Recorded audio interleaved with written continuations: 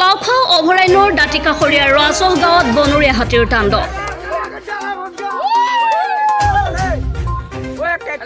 হাতীৰ তাণ্ডৱত ভুক্তভোগী কৃষক ৰাইজৰ ধান খেতি উদং, কৃষকৰ হাহাকাৰ। গৰাজাল সুতিৰ পাৰ কছাৰী গাঁও শালপাৰা নম্বৰী বনৰীয়া হাতীৰ তাণ্ডৱ।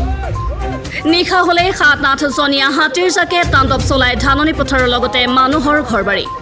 হাতীৰে তাণ্ডৱ লীলাই নিদ্ৰা হৰণ কৰিছে অভয়াৰণ্যৰ দাঁতি কাষৰীয়া গাঁৱৰ গয়া ৰাইজক। ফটকা ফুটাই জুই জ্বলাই হাতী খেদিছে উপায়হীন ৰাইজে।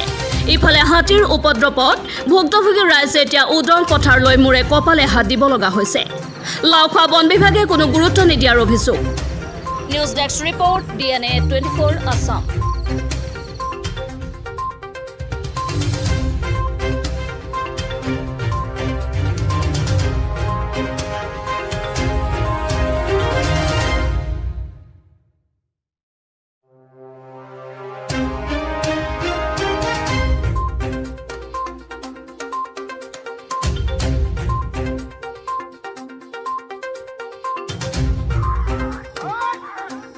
Like the big boy.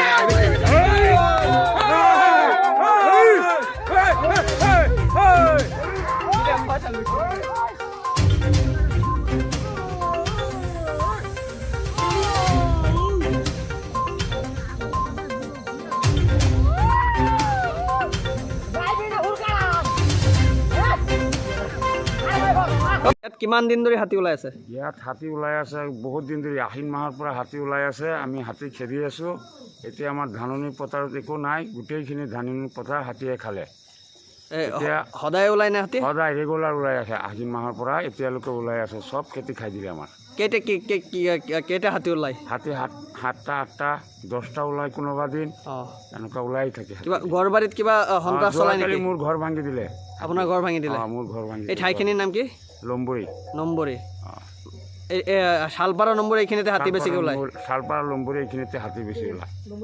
Laokhowa অভয়াৰণ্যৰ ওচৰত আমাৰ শালপাৰা লম্বৰী হেৰিটো গাঁৱটো, তাত খেতি ধাননি পথাৰ নাই, চব হাতীয়ে চেচ কৰিলে। এতিয়া আপোনালোকে ফটকা ফুটাই জুই জ্বলাই হাতী খেদি? ফুটাই জুই জ্বলাই আমি হাতী খেদিছোঁ। এনেকুৱাই খেদি আছোঁ এতিয়া।